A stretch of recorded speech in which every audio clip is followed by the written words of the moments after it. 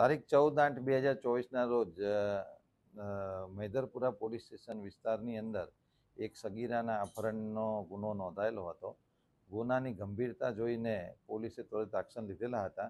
Technical surveillance અને અન્ય માહિતીના આધારે પોલીસની ટીમ દ્વારા હૈદરાબાદથી સગીરા તેમજ તેની ભગાડી જનાર ઈસમને લઈ આવેલા છે. જેમાં જે ભગાડી જનાર વ્યક્તિનું નામ છે મોહમ્મદ નૂરબાબુ બદરુદ્દીન સૈયદ, જે ગામ મીરપુર, રૌતા તહેસીલ, પૂર્ણિયા, બિહારનો એ મૂળ રહેવાસી હતો, પરંતુ છેલ્લા 5 વર્ષથી એ સુરત ખાતે રહીને જરી કામની મજૂરી કામ કરતો હતો અને આ સગીરાના સંપર્કમાં આવી સગીરાને 14/8 ભગાડી ગયેલો, જે ગુનો પોલીસે ડિટેક્ટ કરી અને આગળની કાર્યવાહી કરેલી છે.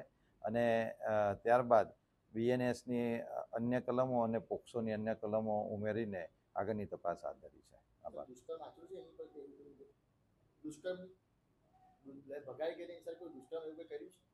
આ કલમ ઉમેરી છે ને એની, અને અન્ય BNSની કલમ 64, 64M, 87 અને પોક્સોની કલમ 4, 3, 4, 7 અને 8નો ઉમેરો કરેલો છે.